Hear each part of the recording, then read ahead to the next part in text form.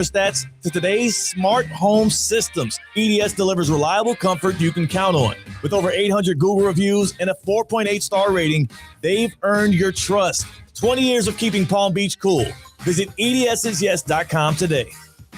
Anajar and Levine. Call 1-800-747-FREE. That's 1-800-747-3733. ESPN 1063. WESP Jupiter, a Good Karma Brands radio station. Well, I guess marking out all the M's on the campus out in Storrs, Connecticut wasn't good enough last night.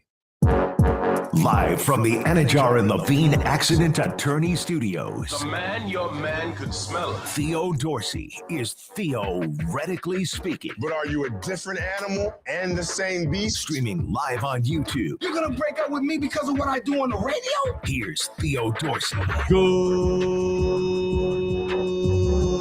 people. It is your boy, Theo Dorsey. It is a Top 5 Tuesday, April the 7th, and we are theoretically speaking on the day following history being made in college basketball. The first Big Ten men's basketball national championship since 2000, and the first Michigan Wolverines title since 1989.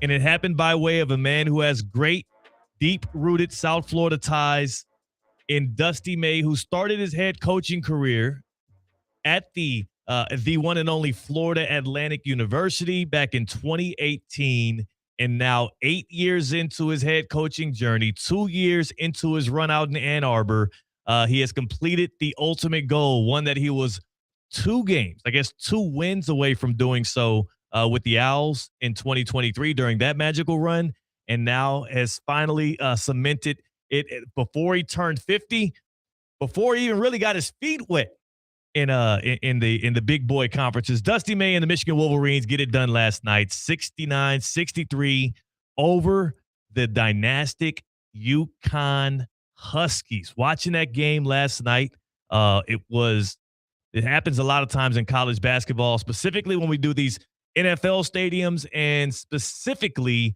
when your teams are very good on the defensive end. Everybody was missing everything. It was junkyard basketball. It was scrappy. It was guys' bodies flying all over the place, balls bricking off the rim. Nobody could make a shot for Michigan in the first half. UConn couldn't find the broadside of a barn in the second half. It ends in what Michigan would pretty much holding off the Huskies at the end of the day.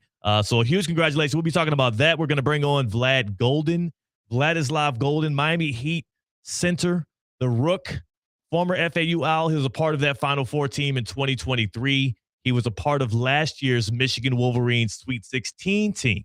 He'll give us some tales of how he took in the game as he's on a road trip right now with the Miami Heat as they look to stave off the, I think it might be too late at this point, play-in tournament. We also are going to have Cameron Wolf on later on. He's going to give us his journey and also talk a little NFL as we get closer and closer to the NFL draft with Tina in the happy hour. That's going to be some fun. And with me today, and it does me no joy to do this, is my guy on the other side of the glass on the ones and twos, Colin Russo, who was rooting for a different outcome last night. Hello, yeah, Colin. big UConn fan here. Yeah. And so I'm not somebody that's going to be crestfallen about how the game went because, in my opinion, this UConn team dramatically overachieved all season. They were a heavy underdog going in, and they still covered. Keep that in mind. It was a 6.5 point. 6.5 points, 7.5 point. You know, Dan Hurley, 19-1 now against the spread in his last 20 NCAA tournament games. It's got to mean something. That's number one. Okay. Or UConn, I should say. But what I will say about the game, you nailed it. It was ugly. It was a lot of missed shots.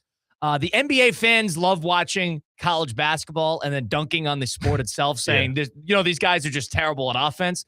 I mean, the refs were entirely too involved. That was a highly competitive, defensive-minded game where there was a ton of size on the court, a lot of athletes on the court. So much size on the court. Much size on the court. That did not look like a college basketball game. It did not. They were all. It was a junkyard dogfight. It was a Big East basketball game. So people who watch Providence Seton Hall on a Tuesday in February, that's what it feels like. And the problem was you had a Big Ten officiating crew that was involved in that. And so a lot of ticky-tack, a lot of foul trouble. I think he got a little too involved in the game. But UConn's got to be pretty happy with how they handled themselves and how they handled the game, because ultimately they dramatically overachieved. They beat Duke. They made it to another national championship game, and they lost to a better team, and they gave them the best fight at anybody in this entire tournament. Not even a question. And that's what I will say. And that it goes to show just how excellent, number one, Michigan's roster and their coaching is, that they could win in this style as well, because I think it was a record. Was it a tournament record? 5 straight wins where they hit 90 points and all of them double-digit wins. And that's right. And they weren't even close to it the second time around. And they were one of the first tournament teams ever to be out-rebounded, shoot like under 15% from three. Basically, can't hit the ocean from the beach. Yeah. And they were one of the first teams in the history of the NCAA tournament to win said game after the averages and the percentages that they had throughout the game. Yeah, if you look at that box score, if you just blindly look at the box score, especially given the context of what these two teams have been over the past 4 or 5 years and what Michigan was used to doing in this tournament, you would have thought UConn got away with a win. This was stylistically, what last night boiled into was I don't want to say a moral victory, but it was a victory for UConn. That's the kind of game they wanted to play. That's the kind of game that they had to drag Michigan into. Fewer possessions, very physical, and it was, every shot felt like a prayer. UConn honestly, if they shot it better in the second half, there's a good chance that we're talking about a different outcome here. But they could have, that was a stolen game. It totally could have stole that game. It could have stolen it away. But the fact that even in the midst of the rut of that entire first half, at no point there did I actually feel like UConn could take control of the game. I kept thinking, though, they were always within striking distance, and that is a dangerous team and a dangerous program to keep that close. And they showed it at the end. Like, in the last 3 minutes, people were sweating. People started to sweat a little bit, and especially after that turnover and after Michigan started to kind of let go of the rope a little bit. There was one moment that stood out to me amongst all of them, and it was a little under 2 minutes to go. Back-to-back terrible offensive possessions by the Michigan Wolverines, and there was a play where it felt like 9 out of 10 college basketball programs, the head coach intervenes, calls a timeout, gets his guys a break, brings them over to the sideline, finds a way to reset, and then moves forward, tries to make something shake. But in that moment, Dusty let them play it out. There were a couple of almost turnovers. It was a frantic possession. Michigan's only up by like 5 points at this point, and then you get the McKinney three-pointer in the corner, biggest swing of the game. The lead, and that was it. Once he hit that felt like the dagger at that point. But will you agree, Colin, in that moment, when things were frantic, balls flying around, bodies are flying around, you saw Huskies guys jumping, almost tipping the ball in the passing lanes. Like, if UConn got a turnover in that moment, they could have flipped it all, but Dusty trusted his guys, and they came through for him. Yeah, they did. They had 2 straight turnovers. What you're talking about is when it was 62-56, and UConn, Terrace Reed, of all people, who's UConn, gets a steal, has to sort of chase it down on the other end of the court, saves it in the front court to Solo Ball, who's right underneath the basket. And in my opinion, he goes up a little soft. I mean, if you want to call for a foul, you can. They were not going to call that in that position. But that could have cut it to 4. And so he misses long off the far end of the backboard. They bring it down the court quickly. They're trying to reestablish themselves. Solo Ball, who was on the ground, who was the guard for UConn, was slow getting up, gets back, slow on the closeout to Trey McKinney, who does that little one dribble left, pulls up for 3. It's a 5-point swing. Beautiful. And it could have been a 4-point game, and it turned into a 9-point game immediately. And that was about all she wrote once that was about it. Yeah. That was the chance. If they converted that and cut it to 4, Michigan's got all the pressure in the world on them. Everybody knows they're supposed to win the game. They haven't been challenged all tournament. It's exactly where UConn wanted them. That specific possession, I think, really hurt them there. And it was a 5-point game. Alex Caravan turned it over on a pick and roll on the right wing, which allowed Michigan to go right down the court and get 2. I thought that was a huge play in the game. Those are the 2 major plays. Those 2 missed layup and then the turnover from Alex Caravan, which I think killed them. So the question now is, coming off of that, you get the Michigan National Championship.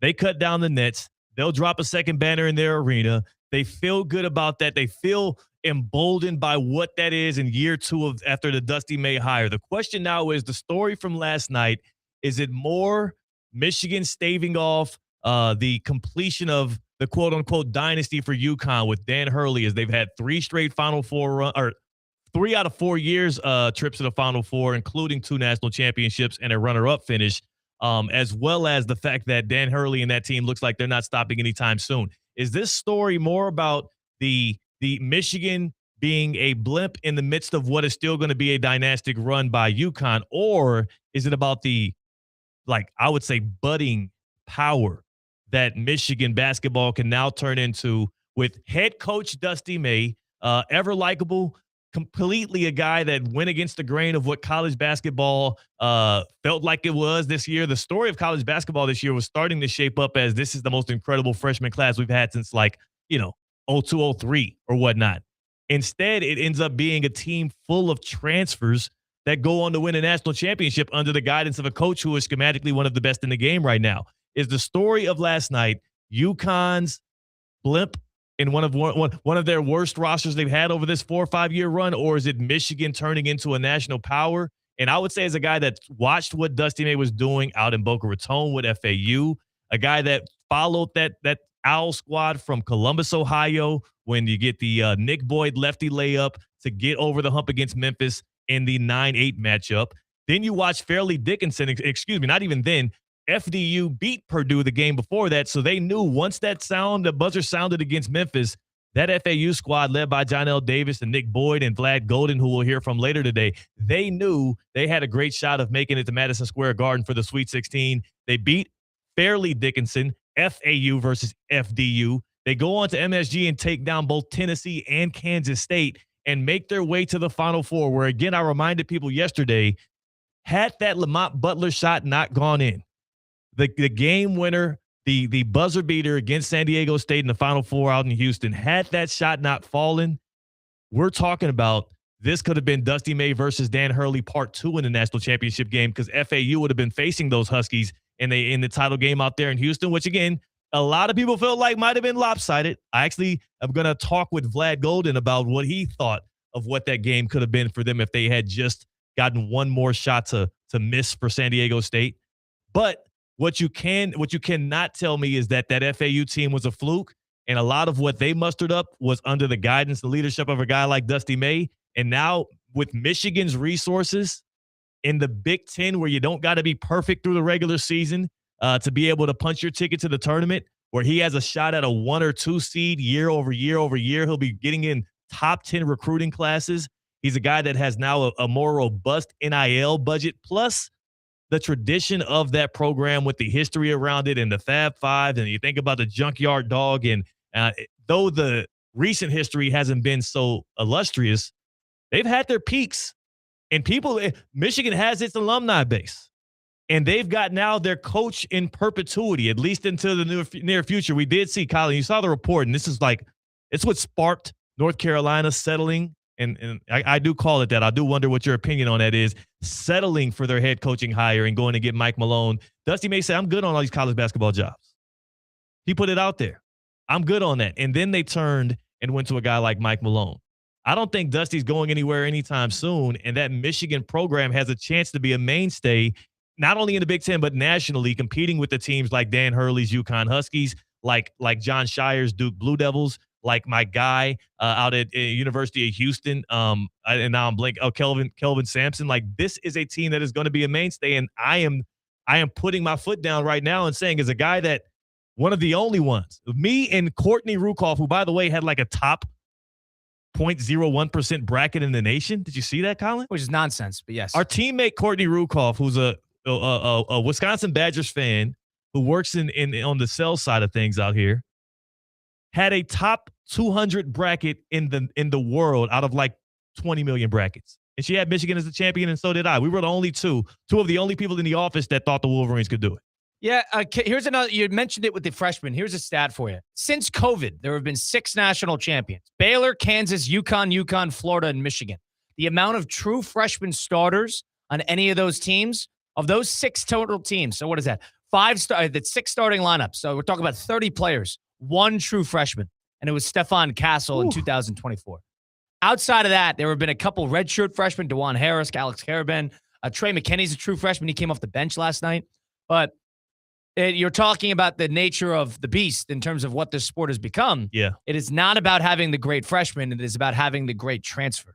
And I think this goes to show that not only the teams that were represented in the Final Four are an example of that, but the team that ended up hoisting the trophy was a true example of that, because they had a bunch of experience. Cadeau is experienced. Maher is experienced. Yaxel Lendenberg is 4.5 years older than Cooper Flagg. So you have all these guys who have played, and I know Yaxel was working his way up from JUCO to UAB, but it's not about getting the great freshmen. It's not. Yeah. There are teams that have great freshmen. Those teams don't make runs. Those teams get draft picks. And Duke is trying to to do both. the outlier, but they haven't been able to do that, and they've blown a lot of opportunities in the postseason in a lot of ways because of their freshman reliance. I wonder that because the inexperience of Duke is one thing, or the youth. Like last year, though, you could argue it was right there for him. But is this like it's partially the John Calipari experience? There's another example of that. John Calipari, who's somebody who's had a lot of tournament success, but it's not necessarily won. He's left more tournaments on the table than he hasn't. Yes. And a lot of it is because he is an NBA factory. He is a one-and-done factory. Duke is trying to be both, as we said. But Duke, you mentioned last year, they were up 9 against Houston in the last game of the season. That's the most in their Final Four game. And they blew the game with 2 minutes to go. Yeah. And they blew a 9-point lead. That's as talented as a college roster as you could ever put together. There were 5 NBA players on that roster. You had Caleb Foster, Cooper Flagg, Con Knippel, Kaman Maluwak. I mean, they had 3 first-rounders. Yeah. So from a perspective of talent, there was no shortage of that. And Cooper Flagg just had 53 points the other night. So he was ready for whatever challenge was presented to him. And Con Knippel broke the rookie scoring record in terms of 3-pointers. Yeah. And they didn't win. And they didn't win. And they didn't. And here's the thing, too, though, Colin, and I think that's why it's interesting to me. And my wife, as we were watching last night, and she's a huge Dusty May fan because of that FAU run. She actually was with me for most of that run as we followed them from Columbus to MSG out to NRG Stadium in Houston. She could not, for the life of her, grasp a hold of the fact that we're watching college basketball. Like the college basketball game at its highest level these days is indistinguishable from the NBA because of the amount of grad transfer and 5th and 6th year seniors that are out there, the huge amount of size, a lot of the international players that are also just absolute monsters out there on the court. But then also I think it's always going to feel like a different sport now in this era of college basketball. And I think we just have to learn to grow and appreciate it simply based on the fact that you are never going – whether it's an elite level recruiting class full of freshmen who are going to be one and dones, or if they are transfers that come in like what Michigan had this year. And technically that's a kind of another version of a one and done. Like Yaxel Lindenberg is one and done at Michigan, if you will. There's never going to be a level of continuity in the March Madness tournament that you'll see year over year from these big programs. And you kind of gotta just live with it. Like, this is what we have. Now you have to learn to have a new way to appreciate it. But I appreciated what Michigan was able to do last night. Did you notice during the celebration, maybe I'm just being a sore loser, and there's a chance that that's the case. Celebrating, not a lot of life. Am I wrong there? Not a lot of life. You were looking for it, I probably. have seen teams celebrate the Atlantis Thanksgiving tournament in college basketball harder than Michigan was celebrating. Yeah, the fans were great. But like the pride of the school, the nitty-gritty of it all, there have been like 2 players that were there 2 years ago. I understand this team stunk. They're mercenaries. That's what they are. Yeah. And actually, Lindenberg had all those comments about, we're not mercenaries, this, that, and the other. We have the audios and stuff like that. Yeah. But point being is they were. You guys were bought and paid for. I'm not saying it's a problem. It's the nature of the beast. That's what Indiana was, if you really want to call it. It is. Absolutely they were. So, but it is the new era. Now, I won't say UConn was like that because I'm not trying to be high and mighty. Well, I'm sorry. Husky fan, what do you think about UConn? You said they're different? Well, Alex Caravan's been there for 4 years. Okay, and? Terrace Reed's been there. He was a transfer in, but he's been there for 2 years. He's a Michigan guy. Fine. Solo Ball's been a 3-year player there. Jalen Stewart was a 3-year player there. Jaden Ross is a three-year player. They all got minutes last night. Braylon Mullins is a true freshman. He's not going to go anywhere. Maybe. So there's a couple examples. Silas Demery, the point guard who stunk in the game, was a transfer. So they mix and match, but they are big on keeping guys in the building, which I do appreciate. Yeah. And again, we'll see how that continues to pan out, though, because you had those dominant teams for UConn in 23 and 24.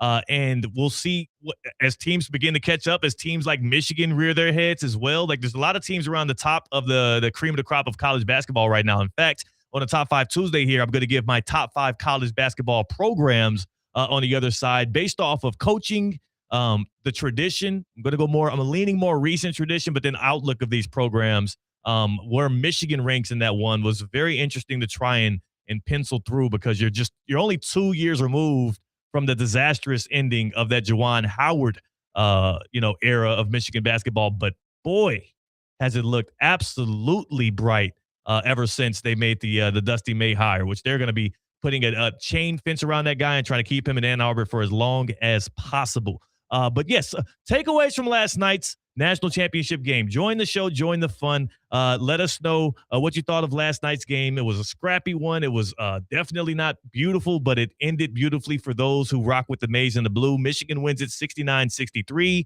and Dusty May becomes a national champion, just his second year in Big Ten basketball, 8 years as a head coach. The former FAU Owls head coach gets it done with the Wolverines last night near his hometown in Indiana. But your thoughts on last night's game, plus where would you put Michigan when it comes to basketball programs right now in the nation? I got them top 5. I got Dusty May as a top 5 college basketball coach right now.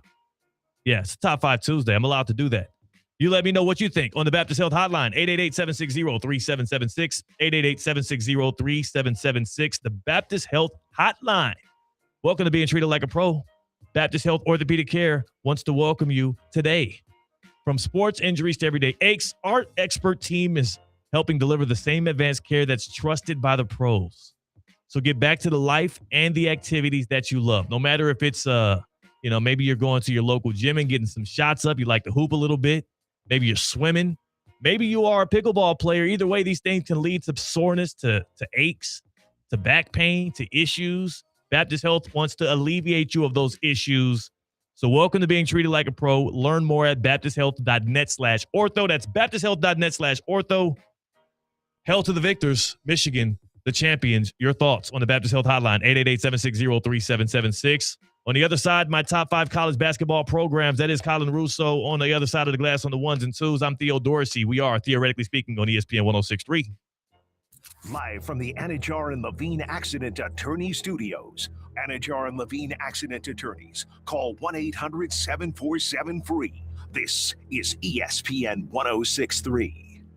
I'm Mark Anajar. I'm Glenn Levine. I'm Ellie Anajar. Together, we're Anajar and Levine, and our team is a triple threat to big insurance companies. Don't settle with the insurance companies for a fraction of what your case is worth. We'll fight to get you the maximum compensation you deserve. That's the Anajar and Levine difference. Get your free case review right now. We'll help you take back control of your life. Call 1-800-747-FREE. That's 1-800-747-3733.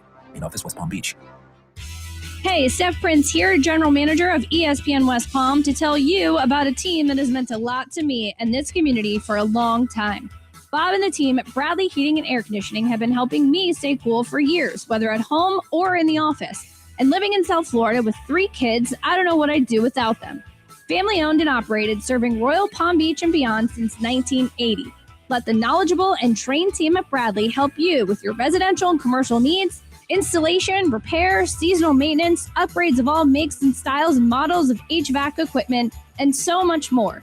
Bradley Heating and Air Conditioning does things right the first time and makes the process smooth, stress-free, and most importantly, keeps you cool.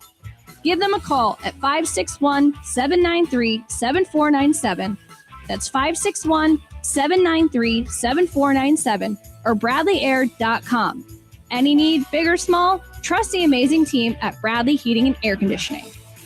Hi, I'm Michael Manzo, owner and founder of Manzo's Italian Deli. And Stop, Dad. After 20 years, people are tired of hearing your voice. Yeah, and your lame-ass commercials. Fresh prosciutto, mozzarella, outstanding. Oh, please. There's only one reason Manzo's is voted #1 deli in Palm Beach County for 20 years.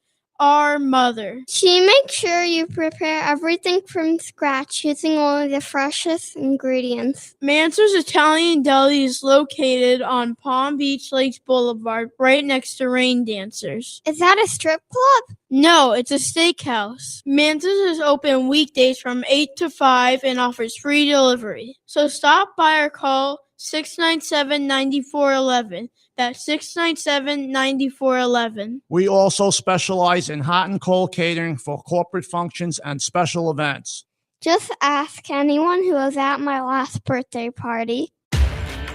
In 1977, Ford F-Series became the best-selling trucks in America. 33 million trucks later, we've kept that title every year since. And that's a formula we plan on repeating. Ford F-Series, built Ford tough. The best-selling trucks in America for 49 years and counting. Based on 1977 to 2025 calendar year industry reported total sales. Today's tax tip is brought to you by Anshin Accountants and Advisors with George Teixeira, partner and practice leader of Anshin's Financial Services Group. When launching a private investment fund, proper structuring could mean the difference between high tax bills and smart tax savings. The new One Big Beautiful Bill Act permanently extends the 20% deduction on qualified business income, makes favorable changes to exclusions of gains of qualified small business stock, and brings back full expensing on capital investments. For fund managers, this means new opportunities to reduce taxable income and improve cash flow. At Anshin, a partner-owned firm since 1923, we specialize in building tax-efficient structures that help funds and their investors make the right decisions today for greater success tomorrow. If you are launching a fund in this new environment, let Anshin deliver value where others can't. For more tax tips from Anshin, visit Anshin.com. That's ANCHIN.com. Anshin Accountants and Advisors, helping you recalculate what's possible.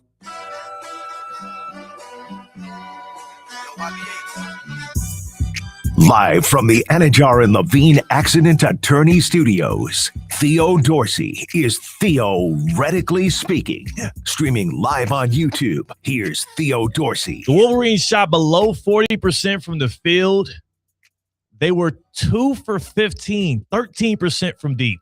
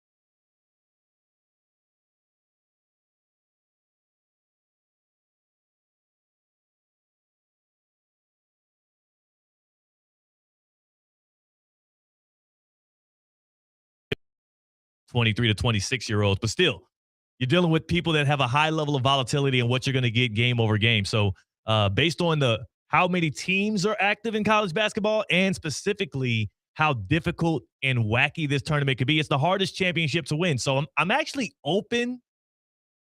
My definition of a dynasty, typically I like a third championship in about a 7-year window or so.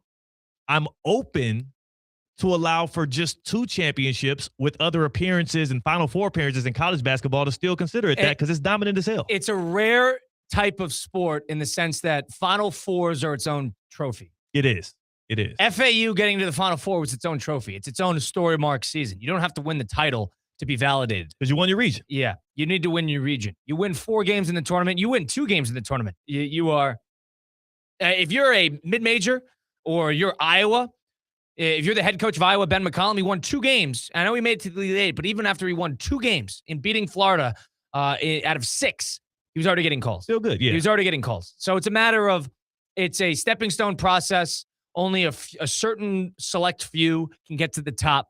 But if you could sort of bring yourself to the dinner table here and there, you're going to be respected at a high level. So you're already considering it a dynasty? Yes, it's a dynasty. Okay. Dan Hurley in 3 years. You're talking about somebody who has dominated everybody in the tournament. It could be dominant, but without being a dynasty, though. Like, I would argue some of those Spurs runs, I wouldn't consider them dynasties, but they were dominant throughout a 20-year program. How could you not consider the Spurs a dynasty? Not all of them. Their championships are too spread out. Too many people won on your watch. Well, here's the problem. Too many people won on their watch. 99, it was a lot of the same. 03. It was a lot of the same team, though. I mean, not from 99 all the way to 2014. So which but one? From 2007 to 2013. A huge gap between those championships. Here's the problem, though. Like, that's not a dynasty. What about mid 2000s? A dynasty. What about mid 2000s? Reigns. What about mid 2003? 07. 07. That's so, 2. They won. What did they win? Oh, they did get 99. They won. Yes, they did get 5. They won 99, 03, 05, 07, 2014. Okay, so 03, 05, 07, I'll consider that run right there dynastic. That was a dynasty. But I don't think you can count all the way back to 99 and give them credit for that same run. That is a totally different team. team. David Robinson. Yeah, it's a different era. And then the 14 team, or the team that beat the Heat, was that 14 or yes, that was 14. 15? Yeah, that was. And they lost in 13 solely because of Ray Allen. Well, yeah, they still have. Don't do that. Don't give them a little half chip for that. You know? Just saying. I'm just saying, too, for me, for a dynasty, especially in the NBA. In the NBA, I'm not giving any half-baked dynasty. You have to finish the job because you get 7 games. Get it done. The best team wins in the NBA. Yes. The best team always wins in the NBA. Yes. You can make an argument that Michigan was the best team this year, but you can make an argument that Duke was the second best team and they didn't even make it to the Final Four. Right. So not every time, UConn was not the second best team in this tournament. They were probably the 5th or 6th best team in this tournament, and they made it to the final. So from a perspective of it's just one game, you have a chance. That's why it's a little bit more impressive because the element of randomness, they're going against that. They're conflicting with it. I'm not walking into this conversation telling you I definitively don't call UConn what they've done over the past 4 or 5 years a dynasty. I'm just saying by my usual definition, I don't consider it that. Let's go 1980 on. Let's define your dynasties in basketball. Let's start in the NBA. Yeah. The Showtime Lakers are a dynasty. Showtime Lakers get that. Were the Celtics in the 80s a dynasty? The Celtics in the 80s, 81, 84, 86 were not a dynasty. Yeah. You 86, keep on thinking about 86 best team of all time. 15 Celtics, won in the postseason. Celtics were a dynasty. They lost one game in the postseason. They had 6 Hall of Famers on the team. The Celtics and the Lakers had intertwined dynasties in the 80s. Lakers had more success because they won earliest. They won when Magic was a rookie, and they won when Magic was 80, 88, 89, 87. Because they got 5 of them. Right. But so I'll give both of them intertwined dynasties in the 80s. Fine. 2 dynasties in the 80s. I think that defined the 80s. So the Pistons were not a dynasty. Pistons were close to being a dynasty. They were close. You can make an argument there were 2 plays total. Basketball plays from winning 4 in a row. Why do you keep trying to give half credit to people? Well, just saying it was close. Theo, it's close call. You gotta get it done. Here's what I remind you. Game 6 of 88 was Game 6, 1988 was the Isaiah Thomas twisted ankle game when he had 37 points. Yeah. They had a phantom foul, Bill Laimbeer on Kareem Abdul-Jabbar, as basically time expired to give them 2 free throws and win the game, win Game 6. Isaiah Thomas couldn't walk in Game 7. They were up 3-2 in the series. They were winning the game. One of the worst calls in the history of the NBA was Bill Laimbeer on Kareem Abdul-Jabbar. So that's 2. And then the other one was the Bird steal in Game 5 when they were up. But it's a famous game. Yeah, so I was about to say, you can't take. All right, so we're going to take away one of the most legendary moments of his career to give a half credit to the Pistons. The Bad Boys Pistons, not a dynasty. The Bulls were a dynasty. 2 of them. Fine. The Bulls were a dynasty in the 90s. They defined the 90s. The Lakers were a dynasty. The Spurs were a dynasty. Why do you? Okay, yes, they did. The 03, 05, 07. Are the Heat a dynasty? No. The Heat are not a dynasty. 06, 12, and 13, they weren't. 06 is far removed. That's what I'm saying. They weren't. The LeBron period is not a dynasty. No. 2 out of 4, no. Okay, I can listen. I could actually listen to that because of based on the expectation. Yeah, the Warriors were a dynasty. The Warriors, without a doubt, a dynasty. Yeah. And then from there, that's it. So we're talking about Celtics is Celtics, Lakers, Bulls. That's 3. Yep. Spurs, Lakers again. That's 5. Then you have the Warriors. Lakers fans just So we get 6. absolutely loving this 6. conversation, right? Yeah, that's it. 6 dynasties since 1980. In the And then NBA. College basketball. I mean, here's the problem. It doesn't happen. Duke in the early 90s was a dynasty with the Leitner team, so that's one. Outside of that, you have a lot of mix and match. Florida 2 in a row in 07, 08. Is that enough to consider a dynasty? Well, at this point, I do wonder if we have to grade college basketball on a scale. Because these guys don't stay for 15 years. We have to give them a curve. We have a grading on the curve in college basketball. So you're talking me into, as a Husky fan today here. Remember, these teams change. You're talking me into me. Guys graduate. Guys go to the league. Alex Caravan almost had 3 championships in 4 years. He won 18 and 2 in the NCAA tournament. That's crazy. He's got more wins to his career than Providence does as a program in the history of Providence. That is why are y'all doing that to Providence right now? I was a Providence fan. Why are y'all doing this to Providence? Somebody somewhere out here in South Florida is a Providence alum who's like, was that necessary, Colin? Basketball dynasties. The Florida winning 2 in a row. I mean, you got to count it, right? You got to count it. I have to go back and I don't want to be disingenuous. Because I'd have to go back and now reassess how I consider college basketball dynasty. Because you're right, it's a smaller gap. There's been like it's 2. Impossible. There's been 3. It's impossible. It was Duke in the 90s. I mean, you could do Georgetown in the 80s with Ewing, but they had a lot of failure stories. They lost to Memphis State in 84. How many did they get? Did they get 2? They won. They lost. Remember, they lost to Jordan in 82. They won in 83. They lost in 84. And then 85 was when they lost to they won in 86. Excuse me. Yeah, they won in 83 and 80. Let me get my years correct. Jordan year was 82. 83 was the Valvano over Houston year. Oh, yeah. 84, Georgetown won. The 83 year is when they lost to Memphis State. They won in 84. They swept it. And then that's when they lost in 85 to Villanova and Bradley Massimino, who coached here at Edgewood, now Kaiser University. So you got that in 85, which is one of the great upsets in the history of college basketball. Do you remember your siblings' birthdays? Yeah. Do you not? Do you not? I'm just saying, like, what are you, a Rolodex of... Do you not know Zeke Dorsey's birthday? Yeah, of course I do. It's somewhere in January. That's not a good example. Point being, that's, it's hard to say. I don't know if that's a dynasty. But Duke in the early 90s, Kentucky with Calipari was never a dynasty. No. The Billy Donovan Florida teams are the only example because they went back-to-back. Kansas had a lot more failures than successes. You have to grade college basketball it's not graded by dynasties. Yeah. It's graded by blue blood status. Yeah. If you're a blue blood, that is what the consideration is. Well, how about this? I'll do my top 5 Tuesdays, top 5 college basketball programs, and maybe this is more so a consideration of who the Blue Bloods will be going forward here on a Tuesday. Don't forget, if you love Tina's top 5s, you'll be getting that in the happy hour, so stick around for that. Top 5, no debating. Top 5. So this coming off of Michigan's championship last night over UConn. I do believe they are now in this sphere. Where they land, well, that took some deciding for me, but I'll start this off with the team. I'm throwing a bone to my friends out there in the swamp. Number 5. Well, you ain't a football team. You're definitely not a football school. But I'll say right now, Florida comes in at number 5. The Gators as a number 5 basketball program in the nation. Yeah. Can I give reactions to this? Go ahead and kill him. Yeah, go. I would not say this. I can't. I'm trying to give them some love. All right, do you have faith in? Because here's how I'm gauging it. I'm gauging off your coach, off of your tradition. And I'm going more recent than not. I'm not pulling back to the 70s and 80s. Yep. But then I'm also gauging on the outlook that these programs have. And I do think under Tom Golden, under a program right now that does have the budget, it feels like, to continue to compete. And in the SEC, I can see the Florida Gators being a mainstay. There's not a lot of threats in the SEC. That I agree with. It's a 1 year in, 1 year out type of thing. You know what? If you're going to have to include an SEC team, if you were to ask me for one, I would say Florida. To be honest, I was trying to shoehorn in a team of relevance in this area. I can listen to that because the rest of the and I like Todd Golden, and I think they put together he's put together a good staff, and they got good players that have hung around. So fine, you know what? I would probably not put it top 5, but I would listen top 10. No problem. Yeah, it's just number 5. Number 5, the Swamp.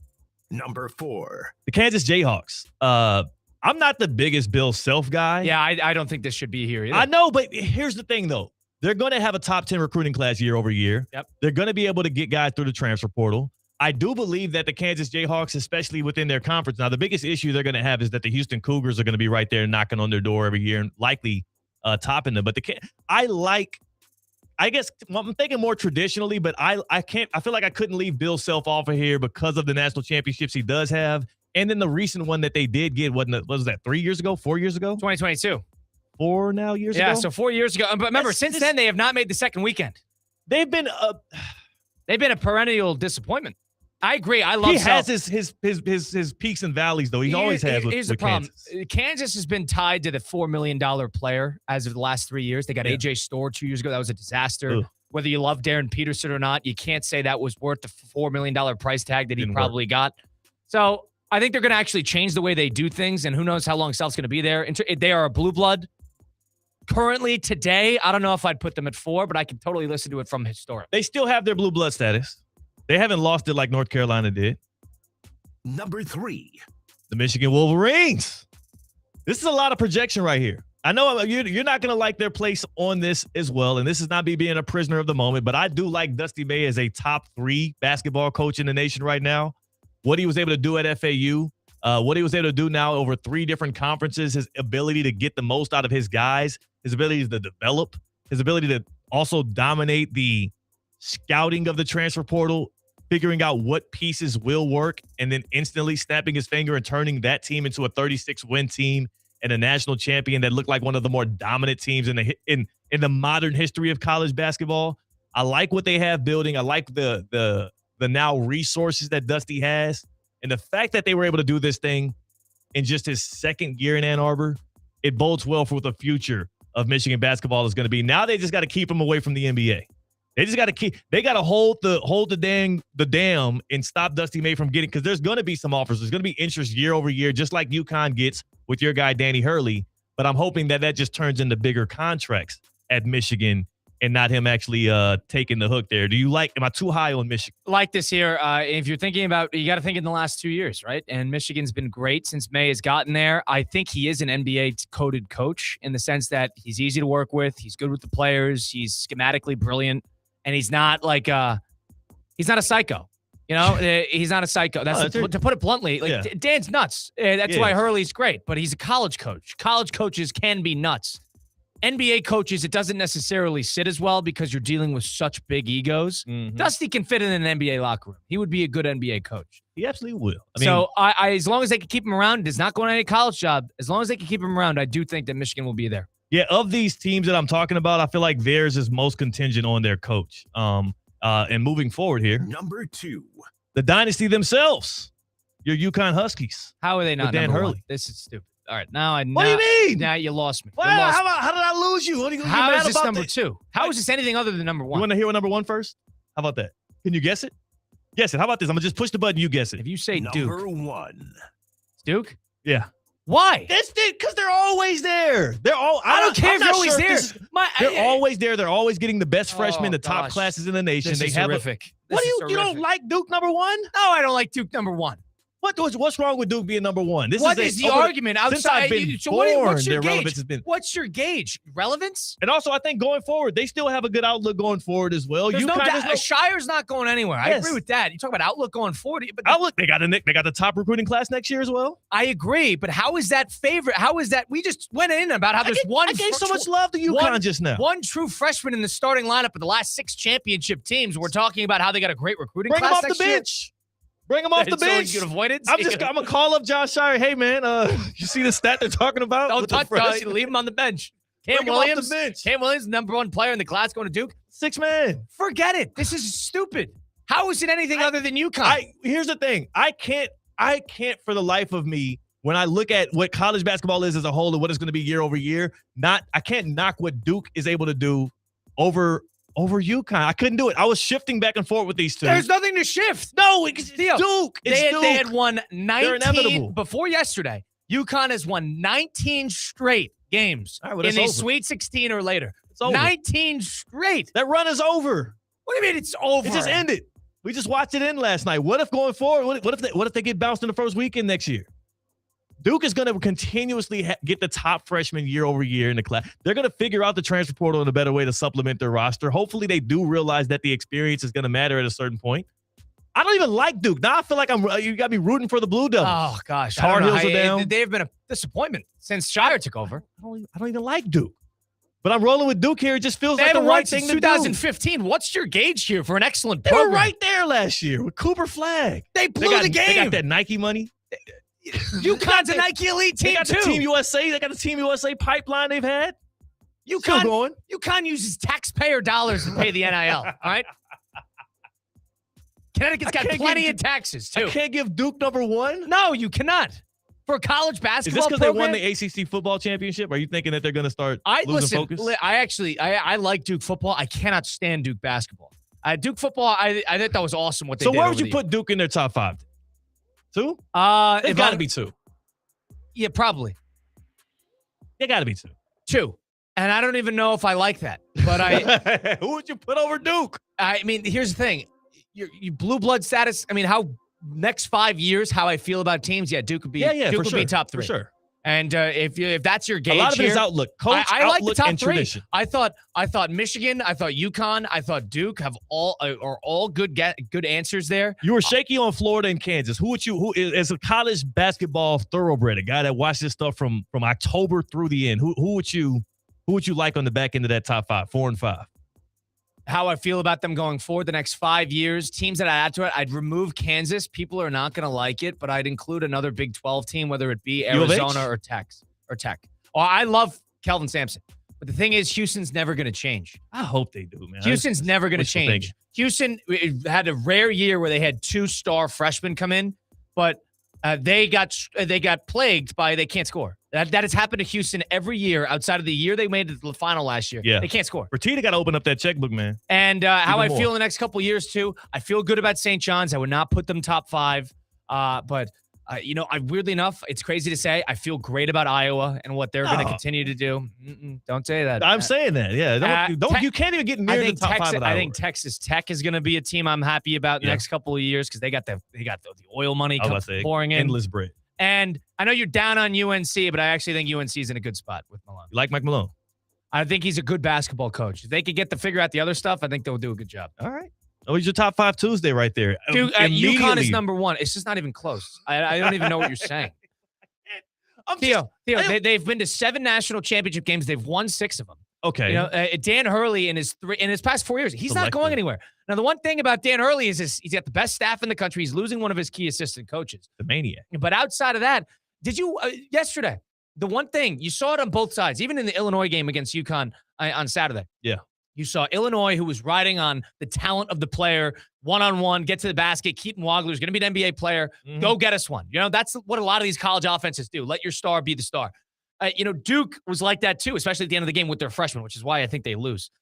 Michigan runs good actions. I'm not going to say them. They do good stuff. Yeah. But UConn's actions and how they run offense is by far in my opinion, the best in all of basketball. It is beautiful. And it just didn't work. They got looks last night. They just hitting shots.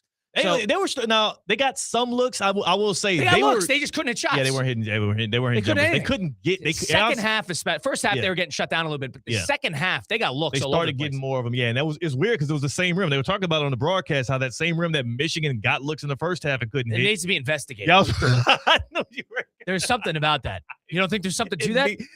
It was they went like 0 for 12. It was Both teams started like 0 for 24 to start their threes. Did you see that one Wayne's Brothers movie where one of them had passed away and he was a ghost sitting on top of the rim and he was knocking the ball away? Wayne's Brother. No, I didn't see It was this a Wayne's Brother movie. I forget the name. I love of it. Wayne's Brother movies. There's an incredible basketball movie with the Wayne's Brothers where like one of them passed early in the movie and his ghost would sit on the away team's rim and would like knock all the balls away. So that's how they started winning basketball games. I forget the name. If you know the name, let us know on the Baptist Health Hotline. It was an absolute classic, 888-760-3776. I would investigate those rims. I'm not mad at you for feeling that way. I wanted to investigate Carson Beck after that championship game for Miami. So it's a different story. Didn't change the goalposts or the field. It wasn't one way for one team. Different story. Right? It's a different story. That was just me throwing a shot just to get my guy Kevin in Palm Beach Gardens riled up. But what I can tell you is I call my shot all the time with Culligan Water, and I tell you that it is the most essential thing. If you are a homeowner in South Florida, it is one of the most essential things for you to include. I was just at my HOA meeting singing its praises, telling people about how much it has improved the water quality in my home because you already know what to do. If you're a homeowner, you got a problem with your power, you call an electrician. Pipe issues, call a plumber. For better water, you call Culligan. They've been improving water for 90 years. 90 years in the business with local experts handling everything from water softening to filtration, using the world's most efficient systems. Culligan is the one partner you can trust for everything that your water touches, whether you're in Vero Beach, Port St. Lucie, West Palm, or down in Miami. Culligan serves all of South Florida, so schedule your free water test today at Culligan.com. On the other side, Vlad Golden, former Michigan Wolverine, former FAU Owl, a guy that learned under the leadership of Dusty May, talks about how he took in the Michigan Wolverine championship last night. He also talks about his first run-in with Yaxel back when he was in an Owl uniform and how he knew that guy was special a few years back. That and more on the other side. That is Colin Russo. I'm Theo Dorsey. We're Theoretically Speaking on ESPN 106.3. Live from the Anajar and Levine Accident Attorney Studios. Anajar and Levine Accident Attorneys. Call 1-800-747-FREE. This is ESPN 106.3. A resort destination beyond compare, yet conveniently close to home. The Breakers Palm Beach offers everything you desire with the service you deserve in a breathtaking oceanfront setting. Immerse yourself in unparalleled seaside glamour and enjoy all the Breakers has to offer as you create lasting memories with those who matter most. The best part, you don't have to travel far to feel worlds away. Visit thebreakers.com or call 1-800-BREAKERS today. For over 30 years, Team IP has been the #1 souvenir merchandiser in the U.S., proudly powering over 2,800 events and 24 bowl games every year, including ESPN, ESPN events, and the Boca Raton Bowl right here in South Florida. From custom apparel to branded promo gear, Team IP brings your event to life, on-site and online. Want to boost your brand? Visit teamip.com and make Team IP your team today. Team IP. Teamwork makes the dream work. Want to accelerate your career as a manager or executive in the exciting industry of sports? Florida Atlantic University's MBA in Sport Management program is ranked #1 in Florida and 10th in the world. Students learn practical and applied skills from top faculty and experts who work in the industry. With a 94% placement rate for all grads, the full-time MBA program sets students up for success in the world of sports. Check out Florida Atlantic University's MBA in Sport Management program today by going to business.fau.edu. Today's tax tip is brought to you by Anshin Accountants and Advisors with Robert Gilman, partner and leader of Anshin's Real Estate Group. Under the One Big Beautiful Bill Act, 100% bonus depreciation has been permanently reinstated. Real estate businesses are now able to immediately expense the full cost of qualifying property. Even projects with millions in improvements can benefit from first-year expensing without any spending cap. At Anshin, a partner-owned firm since 1923, we strategically guide real estate businesses through these legislative changes to help them develop a long-term investment strategy and boost cash flow.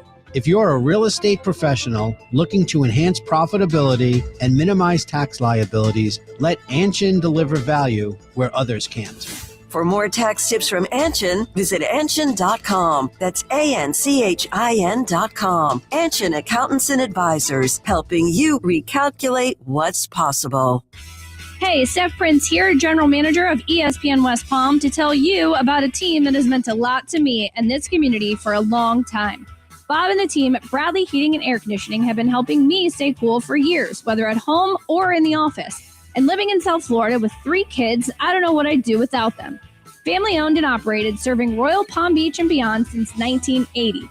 Let the knowledgeable and trained team at Bradley help you with your residential and commercial needs, installation, repair, seasonal maintenance, upgrades of all makes and styles and models of HVAC equipment, and so much more.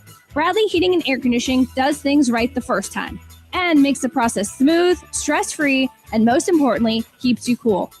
Give them a call at 561-793-7497. That's 561-793-7497 or BradleyAir.com. Any need, big or small, trust the amazing team at Bradley Heating and Air Conditioning. Ready to take on any terrain? The all-new 2026 Defender 110 P300S is here. Built for those who crave adventure without compromising on luxury. Lease the powerful 2026 Defender 110 P300S for just $899 per month for 36 months. Whether you're tackling the toughest roads or cruising the city, the Defender is ready for it all. Don't wait. Visit Land Rover Palm Beach today and experience the Defender like never before. Terms and conditions apply. See dealer for details. So let it rip.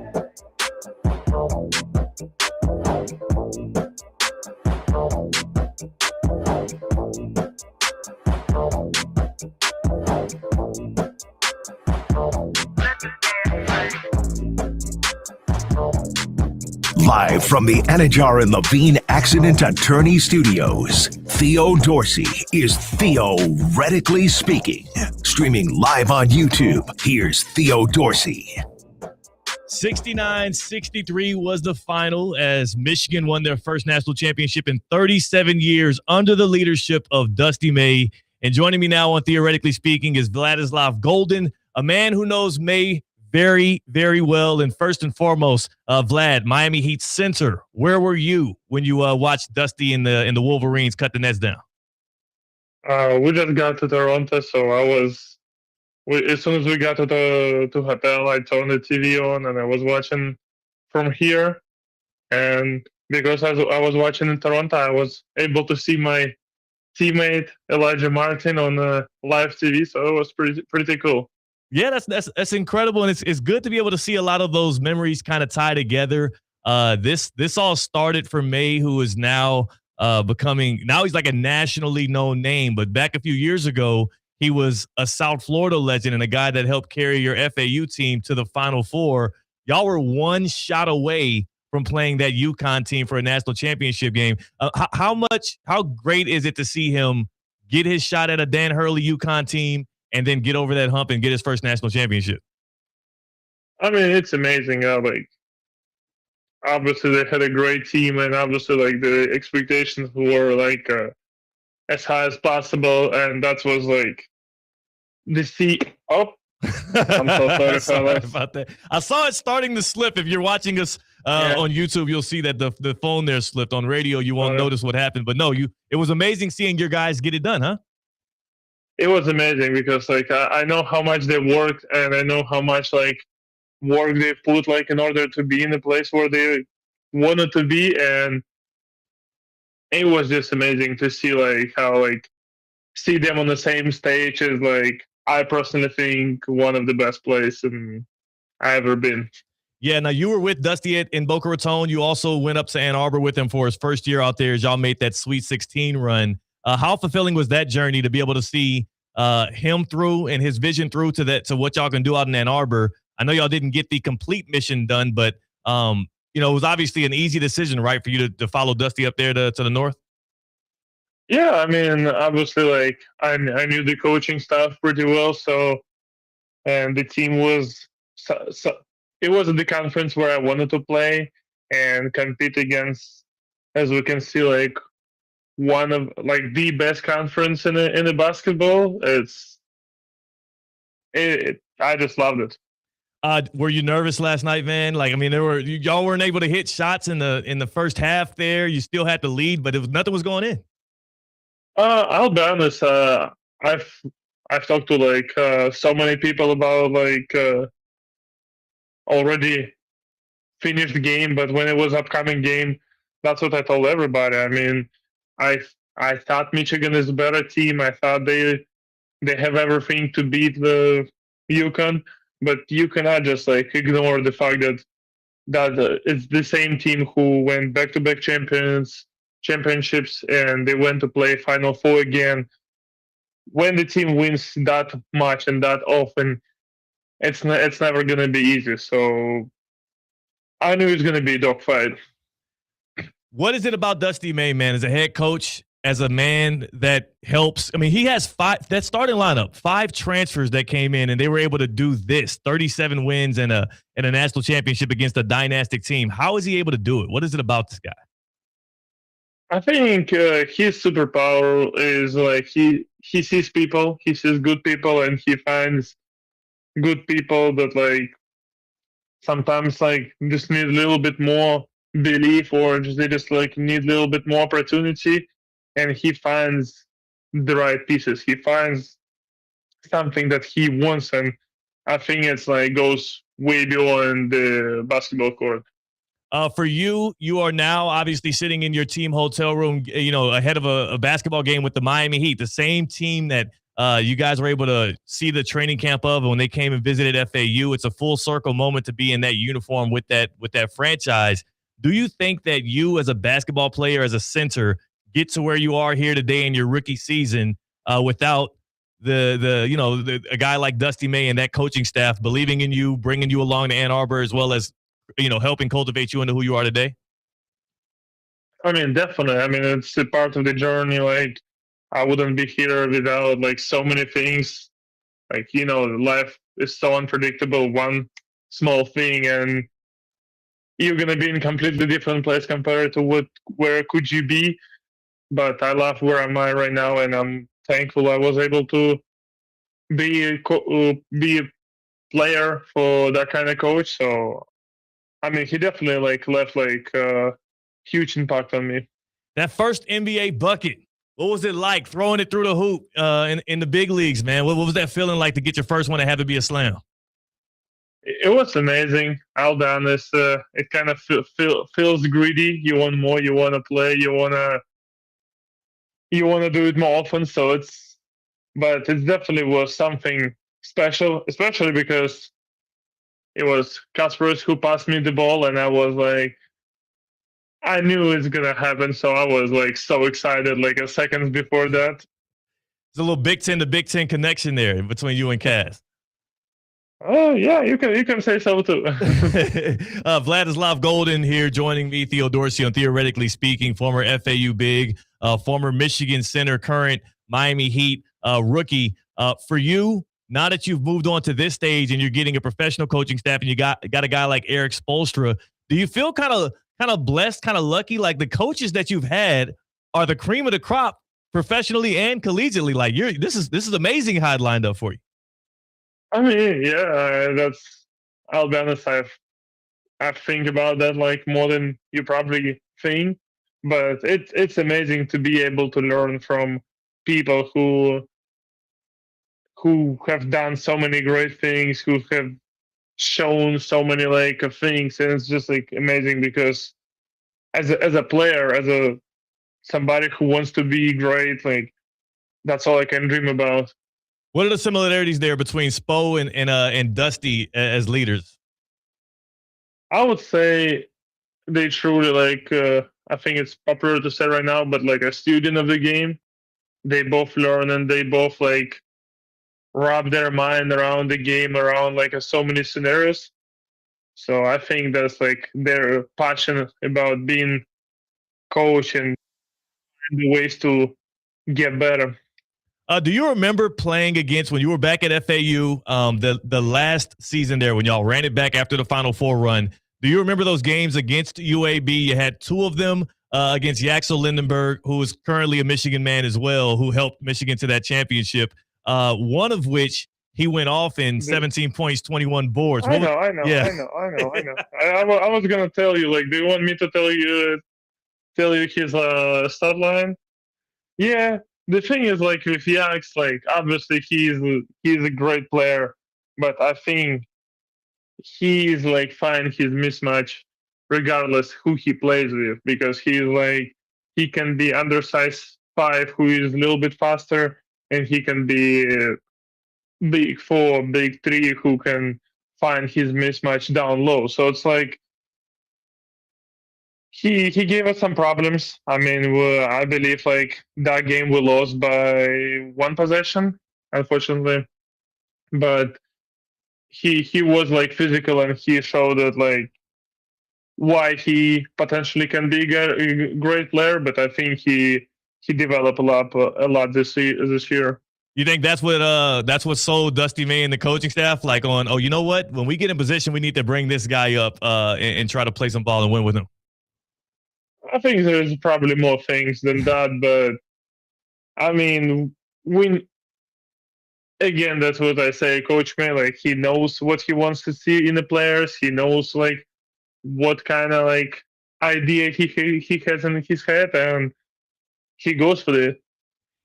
Coach May, now a national champion, just his second year in Ann Arbor. When you think about him getting that over Dan Hurley, him being a college coach that's still kind of new to the head coaching ranks, how high do you think he can climb with that Michigan program because of all the resources also out there in Ann Arbor? There is no limits. I mean, truly, there is no limits. I know that there was a lot of transfers in there, but do you consider yourself this? I'm just curious because the FAU run was magical. You obviously had the year at Michigan. Which of the two schools do you identify more closely with it, being an FAU Owl or a Michigan Wolverine these days? I represent strongly both of the schools, and I would say equally. I mean, FAU was magical run, and I've been there for so long, but playing last year is give me a lot of strong feelings to Michigan. So I would say it's equally as representable in my.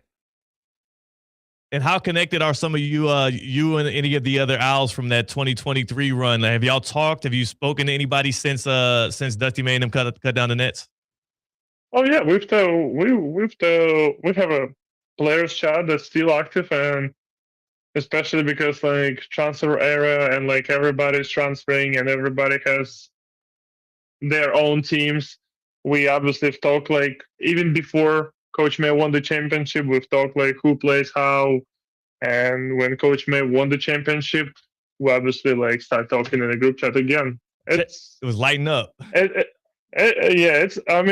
definitely build lifelong memories. So it's unbelievable. And speaking of those memories, just lastly, man, how do you ever reflect on and think about what could have been when you go back to NRG Stadium and it was one shot away from having a shot at that UConn team at the start of their dynasty? Because you guys would have had your hands full. That was a really good Husky team, but you guys also had a lot of fire. Do you ever think about what could have been if just one shot rims out? I truly think we were probably one of the best teams to match against that Huskies team. But, at this point, I can just talk and talk. But I obviously think about every March happens. I think about that shot, but I think about that place. And I mean, that's what March is about. Unfortunately, we were on the other side, but that's why we love that place. Yeah, March Madness, it continues to deliver, and Vlad, your career will as well. Thank you for cutting out some time for us here on Theoretically Speaking. Good luck out there in Toronto. Get a win for the Miami Heat. Bring that back, and I'm looking forward to seeing what y'all do in the postseason, man. Thanks so much. Thank you, Vlad. That is Vlad Golden from the Miami Heat joining us, former FAU Owl, former Michigan Wolverine. Proud that his guy Dusty May gets the title there with his Michigan Wolverines. We'll go to break here on the other side of Theoretically Speaking. We tap in on what's next for Michigan, how they can keep this thing going. I'm Theo Dorsey with Theoretically Speaking on ESPN 106.3. Live from the Anajar and Levine Accident Attorney Studios. Anajar and Levine Accident Attorneys. Call 1-800-747-FREE. This is ESPN 106.3. Join us on a culinary road trip through South Florida at the 2026 Orange Bowl Food and Wine Celebration presented by Florida Blue. Experience an evening of food and fun on Friday, April 17th at the Seminole Hard Rock Hotel and Casino Hollywood. Enjoy unlimited food and drink tastings from dozens of South Florida's top restaurants while dancing the night away to a live band and DJ. Tickets start at just $135 and proceeds benefit Orange Bowl Cares community initiatives. Get your tickets at orangebowl.org. Experience the magic of the tournament in Augusta at the Trustbridge Tee-Off, an immersive watch party and high-tech golf experience at the SoFi TGL Center. On April 11th, step into the action and watch every drive and putt on massive broadcast screens while competing in interactive TGL challenges. Enjoy themed dining, explore Vendor Row, and support the Trustbridge Hospice Foundation in providing compassionate care. Get the best seat outside Augusta. Visit trustbridge.com/foundation. You've heard about GLP-1 weight loss medications like Ozempic or Wegovy, who have helped many people lose weight and control their appetite. But there's one big problem for many people: the cost. Popular name brand GLP-1 medications can cost $500 a month or more, making them out of reach for a lot of people who want help losing weight. Introducing Ness Healthcare, which offers a more affordable GLP-1 treatment prescribed by licensed physicians. Ness Healthcare is fully online, So no waiting rooms and no office visits. Just go to our site and fill out a quick form that takes about 5 minutes. Then one of our licensed physicians reviews your information to see if a GLP-1 treatment may be right for you. If approved, your medication is shipped directly to your door. And right now, you can get $100 off your first month with code SAVE. That's SAVE. Sign up today at nesshealthcare.com. That's NESS healthcare.com. Try it today. GLP-1 medications require medical review and a prescription by a licensed physician. In an AI-driven world, power up your future with in-demand trade skills at Palm Beach College. Attend a free hands-on electrical info session and discover careers in electrical and low-voltage technology. Explore real-world training employers need right now, from installing smart home systems to repairing modern electrical equipment. Be job-ready in a year or less. Financial aid is available for those who qualify. Visit pbsc.edu and search info to learn more. Get ready to tee it up for a great cause at Play for JA. Join us Friday, May 1st at the beautiful Palm Beach Par 3 Golf Course for a day of golf, good vibes, and giving back. Enjoy 18 holes, breakfast and lunch, and a Lux Chance drawing, all while supporting junior achievement of the Palm Beaches and Treasure Coast. Plus, this event gives local students a behind-the-scenes look at what it takes to run a major tournament. Grab your spot or become a sponsor today at juniораchievement.com.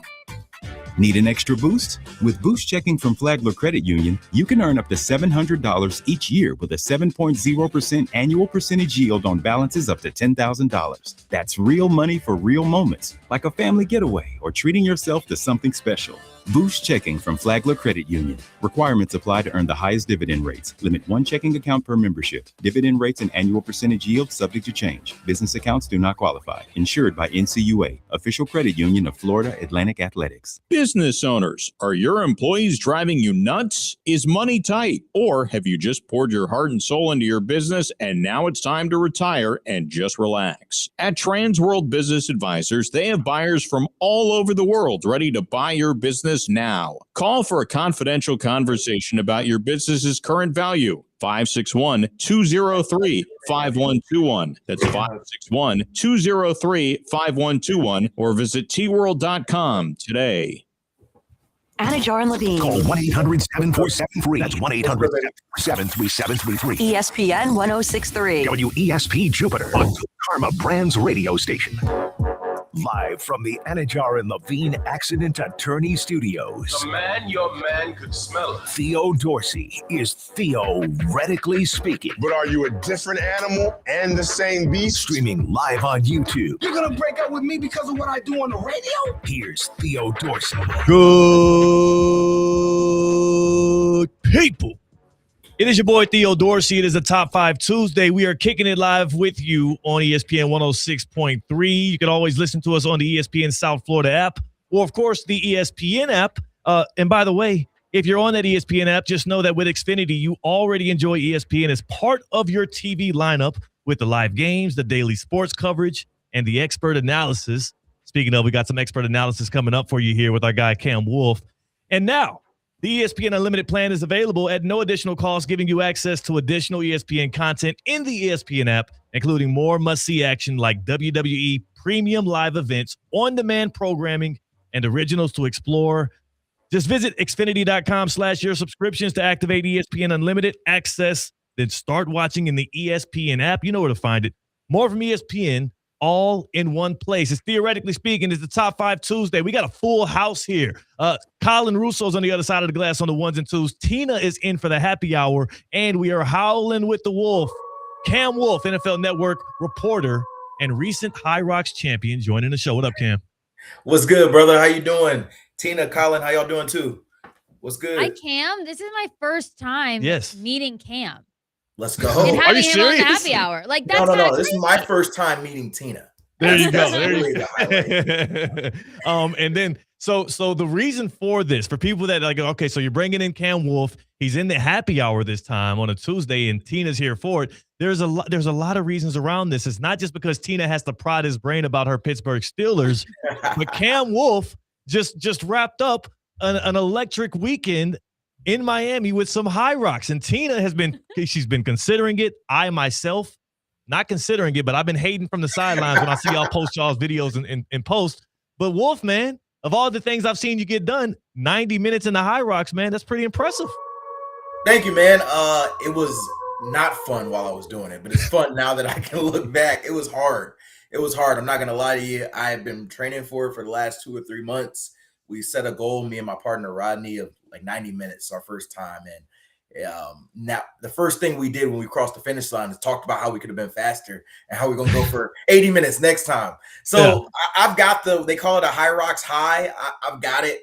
My whole Instagram feed is just tips. It's just High Rocks videos and times. And I think the biggest thing is, man, like you try to achieve something hard. That was something for me. I wanted to achieve something hard. I don't like to run. I don't think anybody truly likes to run, but I really did not like to run. I lift and I go home. And so this challenged me to do something different. And the atmosphere was incredible down in Miami Beach. It's like 10,000 people ended up doing it over the weekend. It's become a big rave. And yes, Tina, you should do it for sure, because that feeling you feel the week after, personally, but also everybody else giving you love, like, oh, that's so cool. I think is hard to describe. I'm on a High Rocks high right now with FOMO, and that's why I didn't really get the itch for it. I like training for events and fitness events or long runs. And She did a marathon, by the way. She's being very humble. She did a marathon. And I never got the itch for High Rocks, but seeing High Rocks Miami in my feed as well has been pictures, videos, seeing how many people I knew do the event. I have some serious FOMO. And there's a High Rocks Tampa in October. And right now I'm on that high of like, is the FOMO going to last? Sign like, up do now. I actually want to do this? It's not available. Okay. It's not available yet to sign up for Tampa. But I do think I want to do it because I like finding something every year to train for and it being usually fitness related. But you mentioned you trained, Cam, for 2 to 3 months. But when you're like that race is so hard. Like this is like 8 different stations, 8 runs. What was the hardest thing during the race? Wall balls for sure. The end for us. That's my nightmare. Yeah. I don't know if we ran out of gas. We joked it's like a slip and slide because the ball was so slippery. And so like even simple stuff of like aiming for the target became hard. And the finish line is right there. All you got to do is just put up 100 wall balls. But there's different things. We had 57 no reps at the wall ball, which essentially we did the rep, but they didn't count it for a variety of reasons. My partner, he was having trouble getting depth. You got to get your butt's got to go lower than your knees. That's part of the rule. So there's somebody right behind you. You didn't go low enough, even if you hit the target. So no rep, no number. You know, are they calling it out as you get to no reps? Or they saying no rep? Or are they just not marking it? You see your number stay the same. Oh, yes. So that's how you know you got a no rep. You got down. You know you hit the target because you can see the target. Like scoring a touchdown. And it's red instead of green. And I'm telling you, there's something mental about seeing red 2 or 3 times in a row after you did a squat. That like I was almost about to be a monster. You know, so that's the blocking in the back. Our hardest station. It's really the only one we had much difficulty, like as far as compared to our training sessions. Like we went faster run wise than we had trained. We did pretty much all the stations similar to the time we did.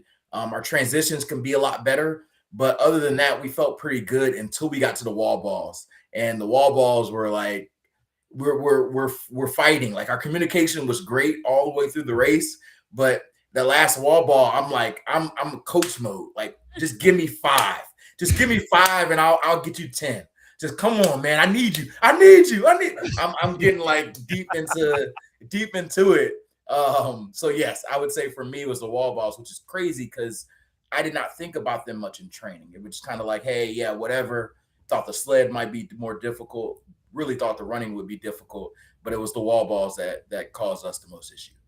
That's my hesitation is 100 wall balls. And I think if I do High Rocks Tampa, I would love to have a partner. I don't want to do it solo, but I did hear, and I've seen a lot of posts that the wall balls, you're getting no reps. And most people said, like, I probably did 150 because they didn't count. And yes, you have this digital screen in front of you that when you don't see it, the next number going up, you're like, what the heck is going on? Why is it not counting? Is the person that's gauging whether or not you did the full rep of the wall balls, are they visible to you or are they behind some kind of wall? Are they like the officials? If I'm facing towards you guys. The screen I can see. The person is behind me. They're just looking at my butt the whole time. Seeing if I get low enough or not, because the target will tell itself. Like for me, I had a different issue. I was getting depth, but I wasn't always hitting the target. Like my aim was poor, like you're pushing the wall. You're pushing a medicine ball up towards a point on the wall. Because there's a women's target. If you're doing the women's race, that is like maybe 7 or 8 feet tall, and the men's is 10 feet right on top of it. But you've got to hit the men's target first. So sometimes I'd only get it 8.5 feet up, but I would hit the women's target, then I'd hit the men's target, no rep. So I'm gotten a couple of times I just got so exasperated I hit it over the target, and I'm like, oh man, now I used all my power and I didn't even get a rep. Like, what are we doing? So it's a journey. I think that's one thing I would practice more in my next round, because we didn't have those targets in our gym, so we just used a wall, and you just hit the wall with the ball. It's different than hitting a target with a ball that's slippery, do your sweat. So it was definitely the biggest challenge for me. Cam Wolfe joining us, NFL Network reporter. Generally, we talk. He's got 10+ years covering the NFL. You're fresh off of a visit with the Dolphins as they're opening things up and talking with Hafley and whatnot. But we had to start with some High Rocks, and I'm curious, Tina, are you now more confident, less confident in your High Rocks Tampa October experience? I'm confident that I'm going to go through training at 45 Palm Beach Gardens. They actually have the targets there too. So I can practice with the targets. Yes. So I am confident I will do great training at F45. And if I find a partner that, like for Cam, your partner that you picked, like you guys went out there with the same mindset, like we are achieving this, we are crossing the finish line together, like we're not giving up. That's what I need. Yes. And I'll feel good. Need somebody as committed as you. And it's so key that you have a partner that you trust in like hard times. Like I couldn't imagine having a partner where like we start yelling at each other, or like, you're separating, like, cause you got to run together. So some of it's pacing, especially the run part. And Tina, you do marathons, so it's probably easier for you. But for me, running is hard. And because of that, I've got to really control pace. And so I was the pace person for us, and I'll start going, and you get adrenaline coming out the gate. Our first run time was incredible. We were having a bunch of adrenaline. And I told him, we got to slow down, bro. We got to slow down. We're not going to make it. And then we toned it down. We were really good the last 3 or 4. And then he was having some hamstring issues the last 2 runs. So I was ready to try to get going so we could get a faster time. And he's like, I need you to slow down a little bit. So we just communicate, because you can't leave your partner. Same thing on the hard workouts. We had a plan. Like I had wrote a script the night before, sent it over like it was my TV script. This is what we're going to do. I'm going to start here. You're going to start here. Here's the reps. And then we got to the race, and I'm finishing the run. And he's like, bro, I can't start. Can you get me here? I'm like, I got you. So you just got to be able to communicate and trust and not get mad. No, we playing this. We playing this for a month. You got to do this. So that was good, having a partner that was understanding. Tina, I think it's a great idea for you to do. The experience of training, you'll feel so much more achievement. They call it like, what do you call it? Compromise running. And I played sports, but I never really heard of that phrase. But like running when your legs are heavy and you feel like you don't have anything left, I think that's like there's a level of achievement of being able to do that. Will you be doing another one? Oh yeah, for sure. I might see you in Tampa. Yes. Ooh. Cam, I'm curious because DC is the early September. That's the next US one. Or New York is in June. That's already sold. DC and Tampa are September, October. They are not on sale yet. So I'll probably do one of those 2. Now, Cam, I'm curious. I've seen the videos, right? It's always like they always have it travel around. And you mentioned how the wall ball's all wet and sweaty and gross. Nobody has a shirt on at this event. Do you guys notice this? None of the men have their shirts on. So there's no shirts. Is it optional? Do you have to have no shirt? Did you have a shirt on? I actually had a shirt on. Did you feel weird because you're the only guy there with a shirt on? Keep the shirt on. My wife asked me to keep the shirt on. She knew there was a lot of people there, that might be looking, that might, see things that she doesn't want them to see as far as the only guy there with a shirt on. I saw the video. I actually There's took nobody a there picture with a with shirt my on. partner after shirtless, but we kept it on. I usually train with a shirt on. It's usually a tank, so it's like I don't have a ton of material anyway, but it doesn't really benefit me to have a shirt off per se. But yes, I'd say 80% of the dudes had their shirt off. Hey, they flexing. They doing that for a reason, though. You know what I'm saying? They know it's a lot of cameras. You said it was 10,000 people there. Like, it was 7,000 people with cameras there, it seemed like, with all the photos and videos. That's what I was wanting to ask you, Cam. I wasn't on site. And the photos that you get from this event, like, you get them day of. Yeah. How many people are there taking photos, taking videos of everyone competing? There's so many. Like, there's videographers, photographers. So it's actually a 48-hour wait because I'm waiting for my official ones that I race Sunday. So it should pop up sometime in the next few hours. Oh, TikTok. I had friends there who were taking pictures of me that I could have. There's also professional photographers. It's really cool because, like, right when I'm starting to row, I see them right there, and you can't help yourself. We're all social media savvy. I just hit a little smile, hit a little pose. I'm working, you know. I gotta have at least a few gyms. I can't have you with me grunting and looking like I'm dying, which I really am on the picture. Yeah. So you see the cameraman, I'm gonna hesitate for a little bit pose for you. Give us it was some. probably at least 100 like cameras that were professional Hyrox cameras, plus all the phones. And then the other cool thing, and Tina, let me know your thoughts from a woman perspective. They started like this, what do you call it, collab with surf dating. And so they had a few groups that were doing like blind date mixed Hyrox where they meet their partner the day of Hyrox and do it together. And so I saw a bunch of signs about like, hey, I met my Hyrox partner here, blah, blah, blah. It just made me think like, hey, it's been a while since I've dated, but what the dating scene would be like, your first day meeting someone is on a Hyrox. Tina, you got to do it that way in Tampa. You have to. I saw this. This is also all of my Instagram. Yes. Probably because I'm single and, you know, dating. and working out a lot at 45. Lot.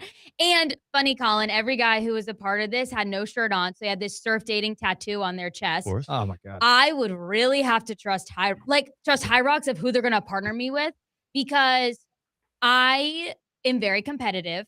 So I would have to make sure, like, we're not going to give up. We are going to pass out on this floor if we have to.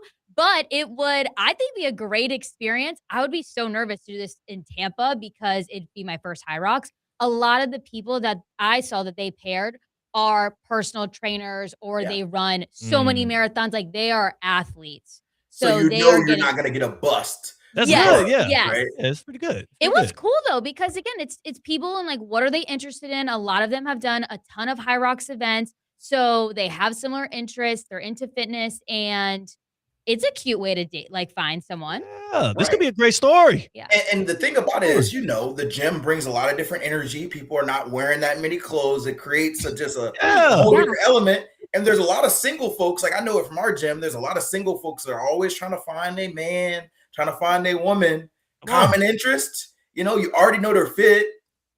I like it. You know, you just got to get the communication right in a short period of time. Yeah. Howling with the Wolf. Cam Wolf in with us now. We talked about how many cameras are at Hyrox. How many cameras are at Dolphins today, Cam? Let's talk a little football business before we let you go here. Was it a lot of interest around the Dolphins under this new regime as they made availabilities today? Actually, a decent amount. You know, I was afraid that because they're going through a rebuilding year, people would say, hey, call me when y'all good again.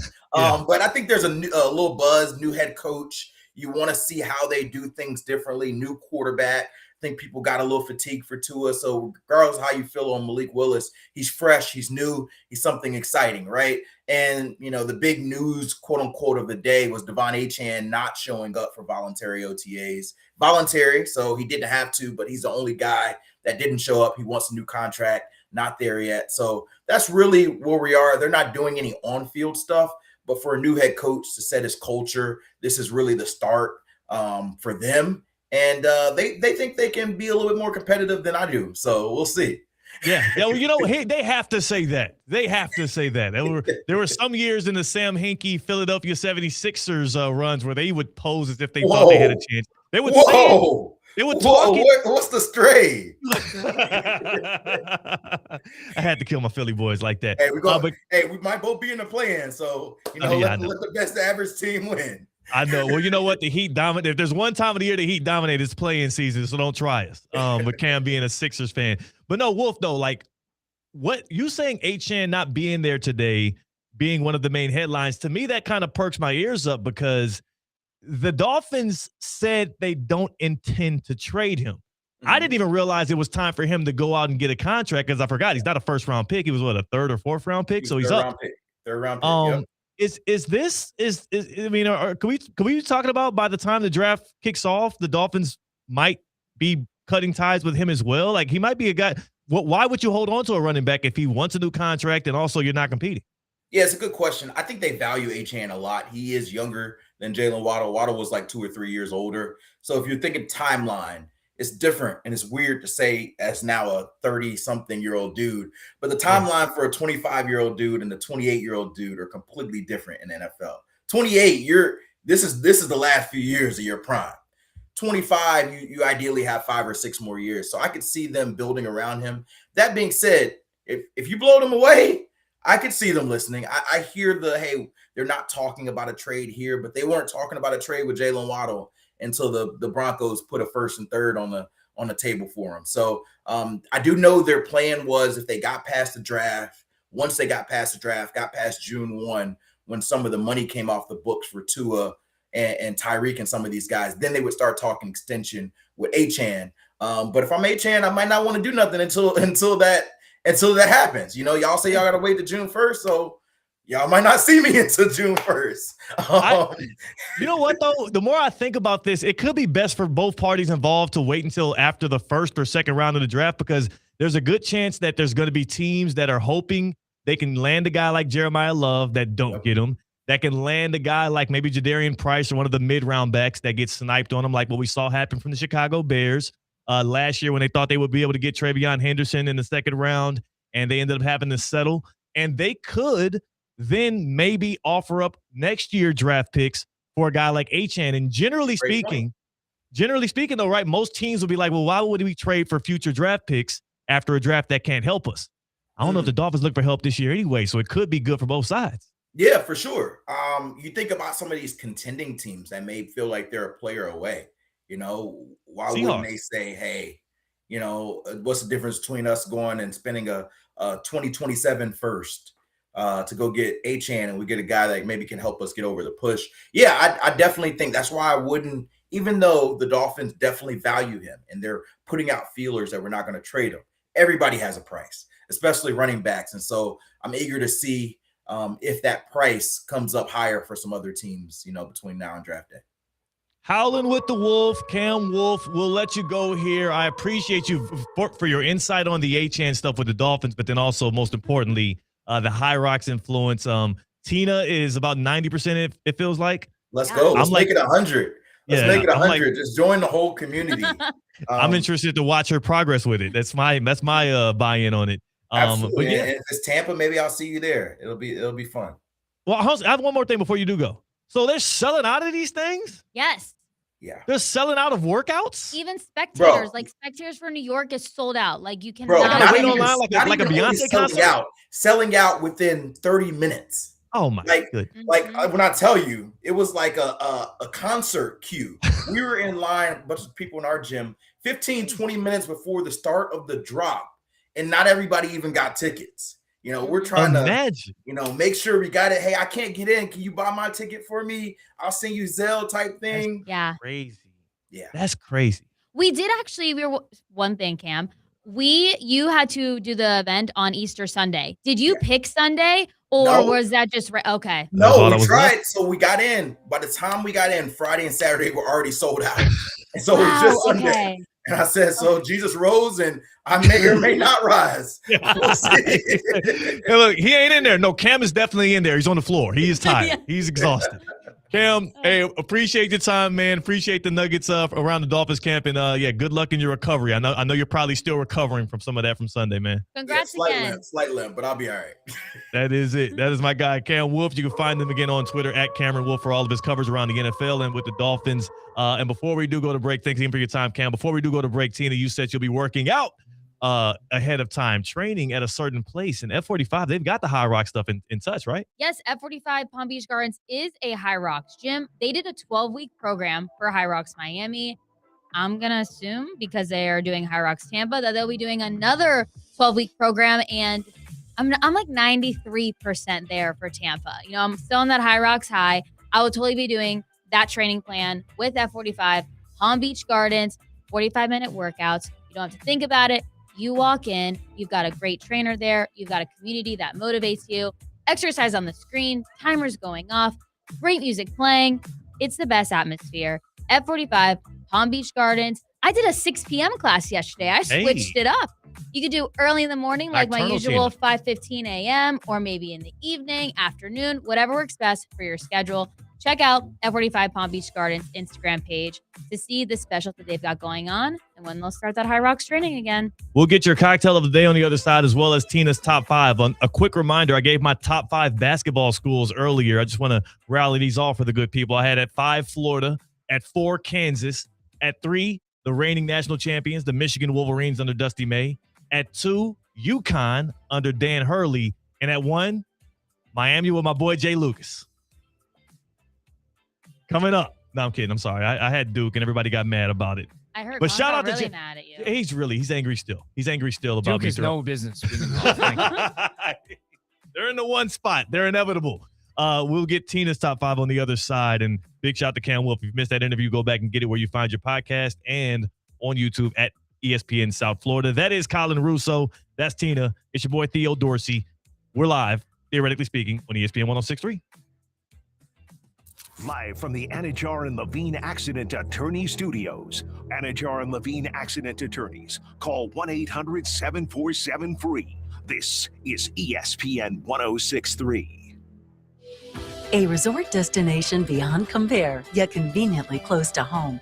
The Breakers Palm Beach offers everything you desire with the service you deserve in a breathtaking oceanfront setting.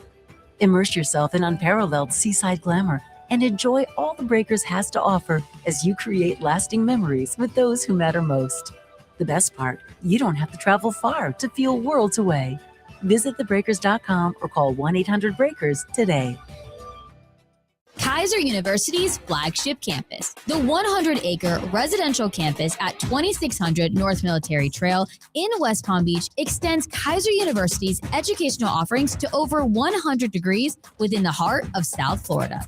Kaiser University also has an athletic program with 29 national championships, including the reigning champs in swimming and diving, lacrosse, and tennis. Visit KUSeahawks.com for the latest on the championship flagship campus of Kaiser University.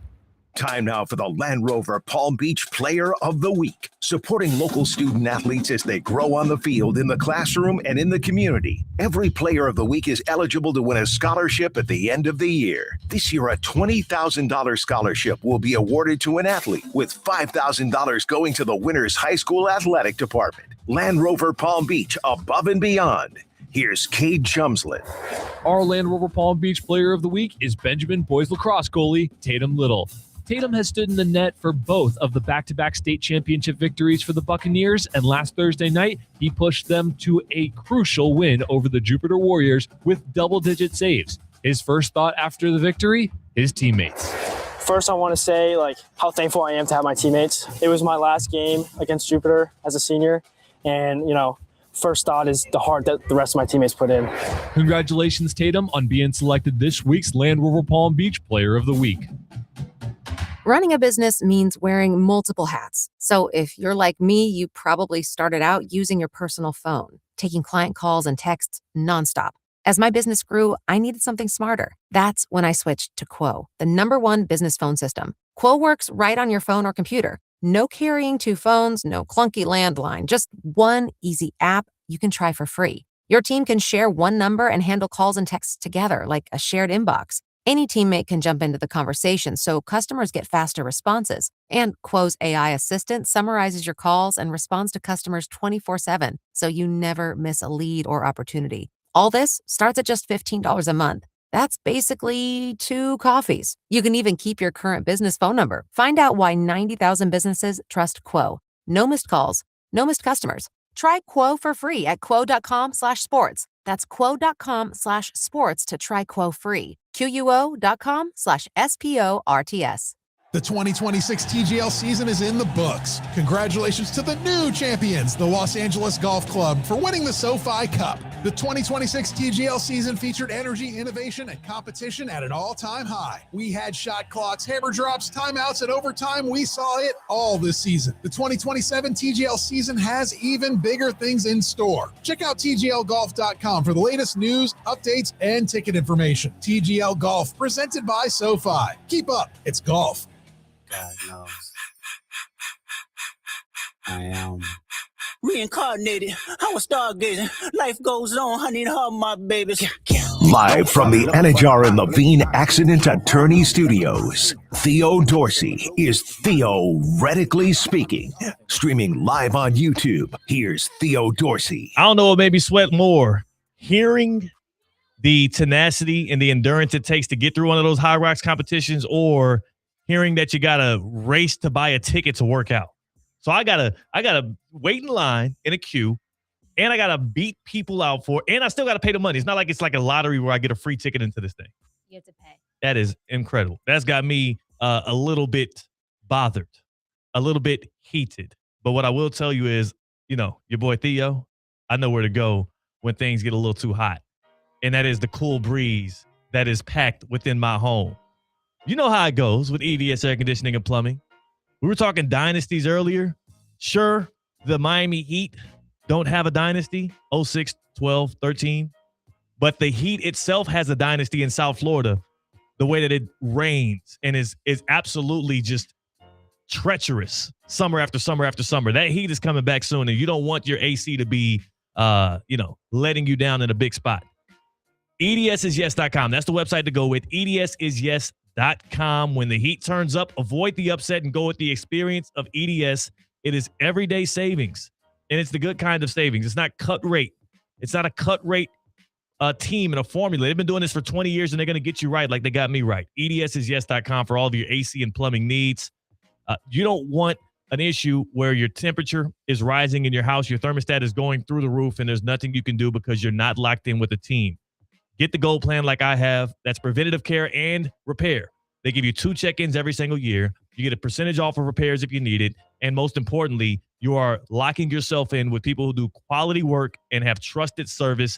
Everyday savings, EDSisyes.com. And remember right now, EDS, they are offering 0% interest financing for 60 months to qualified customers. How do you know if you're qualified? You got to go online and find out. EDSisyes.com. That's the website. Tap in with the good people. See if they can help you out like they helped me.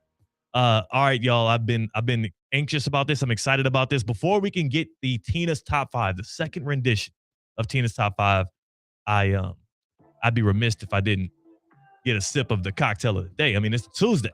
It's 5 o'clock somewhere. What are we rocking with here today, Tina? We're going to go with the Maize and Blue Mule. Oh, what's this about? Michigan. Ah. You've got vodka, blue curacao, fresh lime juice, ginger beer, simple syrup, and a lime wheel to garnish. Kind of similar to yesterday's UCLA theme one. Yeah, I was about to say. But there was like 2 different ingredients. I'm we're going to go with it. All right, that works. Yeah. That works. Michigan won the national championship 69-63 over the UConn Huskies. And if you know a Husky fan somewhere, give them a hug. They deserve it. Last night they put up a great fight, but Michigan just a better team in that one, and the dynasty is on hold.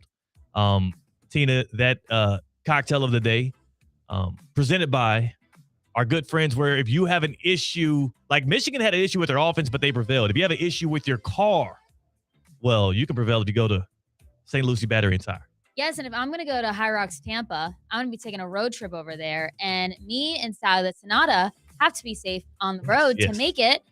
I will be taking my car to make sure we're all good to St. Lucie Battery and Tire, whether it's new batteries, new tires, maintenance, whatever you need. Trust the experts at St. Lucie Battery and Tire. Go to slbt.com to find the closest location to you and see the services that they provide. Check them out. Check them out. What was that breath? You're excited I'm just about something? excited. Yeah, I know what you're excited about. It's time for that Tina's Top 5. We like to do the man-child yes. for Tina's Top 5. Nice. You a big fan of this song here, Colin? Never heard it. Has a woman ever called you a man-child? No. Do you know is that an insult or is that a good thing? What type of women will call me man-child? I don't know. Oh, yeah, that's A like woman a who hates you. Okay, there you Probably. go. You gave it away. I was trying to see if he can gauge based off the name of it if it was good or bad. It hasn't happened yet. Not yet. I'm a mature young man. Thank you. You are pretty mature. You were talking about like the 82 Celtics team earlier. I don't think that's a measure of maturity. I will say it's a measure of well, I mean, you know what? It takes a little bit of maturity to be able to go back to specific details from random NBA playoff games. It's not. There's worse things that people can give recall on. But what Tina's going to give us right now, in Tina's top 5, is going to be I don't even know what the topics of today's top 5 is going to be. It's going to be exciting to us. We're going to find out together. Shall we start? I was just going to give Colin a little bit of background. Colin, my top 5 come from sports topics, pop culture, life-related, anything I want throughout the past week. Yes, it's anything. So, anything. It's a tapping into Tina's brain. Am I supposed to react, or am I just supposed to listen to this? You can react. You can react, yeah. Feel free. This is All right, so I could have problems with this if you rate this incorrectly? Why don't you go straight negative? Knowing you're going to have problems with it, so. See what happens. Why would you go straight negative? We might love it. Let's see. I was visiting my parents this past weekend, and my mom and I were on our way to a nail appointment. And I was like, I just need an energy drink right now. I'm a little bit tired. I drove up in the morning, and we were going to be late to the appointment. But we passed by a drive-through gas station, and I was like, this is perfect. Really? All I need is an energy drink. I don't need gas. I don't have to get out of my car. I'm like, what is this? I've never seen one of these in West Palm. If maybe there is one, I would love to know, because I don't always need gas. I don't have to get out of my car. Drive-through gas stations made the top 5. Pretty good. Right? I did not realize that was actually a thing. I thought you were talking about a gas station where they pump it for you like New Jersey style. No. This is like roll up to a window and order snacks. It's a law in New Jersey. You're not allowed to pump your own gas. It's a law. Right. You get in trouble. I found that out the hard way. I don't know why the law is try to like get out? that. Huh? You try to get out of your car in New Jersey, and they said, Well, they didn't get push back in me your back car. into the car. I This noticed your last warning. Get back in the car. What was going on? I saw what was going on. I picked up on the notes and the details. I'm not quickly. happy about it. I'm a fan of this. So you Drive drove through? Was it a I chain? didn't get to drive through because we were on the way to the appointment, but I'm like, I saw multiple of them where my parents Is it live. a chain? I don't think they're a chain. Okay. I got to find out more about this. I'm going to ask you during the break more details on this drive-through gas station. I'm intrigued. You have my interest. Tina's top 5. It has Colin's interest so far. Number 4. This has to be in the top 5 because it is a big story in sports, and we're going to combine the two. Congrats to UCLA's women's basketball team and Michigan's men's basketball team on winning the NCAA basketball tournament. It Nice. just has to be in the top Big 5. 10. Yeah, it was. But the Big Ten is on top right now. UCLA, Michigan, Indiana. Am I missing someone? Did they win hockey? What's the Frozen Four looking like? Michigan and Wisconsin are both in the Frozen Four. Wow. Starts this weekend in Las Vegas. The Big Ten is going crazy right now. So SEC, it no longer means more. It just doesn't. That's my takeaway from that. You liking number 4, Colin? No problem with that. Nice. He doesn't have much to say, which is odd. He's he's mounting up to do something crazy. I already know. Yeah, okay. This was wild this past week. The heated confrontation between Don Staley and Gino Arima, that was just more wild. I couldn't believe that happened. And if that happened to me, I would just be screaming at, like, they had to hold them both back. Yeah. It was insane. That's your coach, Colin. I didn't like it at all, but it was He's a goat. it was more of, I couldn't believe that happened and had to make the top 5. That's Colin's response to that. Colin saw that and he's like, that's my goat. You get her. You yell at her. Gino's undisputably the man. I mean, let's just get that out of the way. He has the best legacy in women's college basketball, but let's not act like that wasn't horrendous behavior. He was out of line. Out of line. He got tapped out back of line. in. Listen, And that apology was Don weak. Staley's tough to take too. I mean, both sides are. What did she do to him? They won the basketball game? A lot He of was the being women. a loser. Sore loser. Soft. I thoroughly agree there. I would just say along the lines of a lot of the personalities in the coaches in the women's side are tough to take. The coaches, they will remind you everything. Especially the one that was lying Gino's about his like players that too. tearing his jersey and stuff. It's just. Are you talking about John Shire? No, I'm talking about Gino Ariema. I'm talking about him. Yes, yeah. So they're all tough to take. They're all tough to take. I'm gonna be honest. Tough pill to swallow. Yeah, Gino, Were you going to say something? soft Were you going to Gino. say something else? What was I gonna say? I thought you had more to say. Never No, mind. I don't. I'm disappointed the women's tournament stunk. I mean, it's very rarely a great tournament. It's very rarely. There's always 2 wolves and a bunch of sheep. Go ahead. A lot of blowouts. Yeah, there wasn't, I feel like, a lot of excitement. Like, I just didn't. The tournament hasn't been great since Caitlin Clark was in it. Yeah, we need Caitlin Clark and Angel Reese had some good runs. It's South Carolina, Iowa on that Sunday afternoon was excellent. That was a great one. Excellent. Yeah, we've but again, you saying that like that was a long time ago. Number 2, like 2 years ago. Number 2. Breakfast for dinner. Love is it. Elite. Love it. We did it a Saturday night at my parents. Bacon, egg, and cheese sandwich. Yes. Break in the next 2 minutes. It was amazing. Yes. And I love breakfast for dinner. You ain't gotta say no more. That it should be number 1. Expertly produced program going on right now. You said Colin Russo, who's What's been bragging number 1? about how He said great there's gonna be a producer, kitchen fire. great of a job he's been We were doing. due for something. What's Yeah. number 1?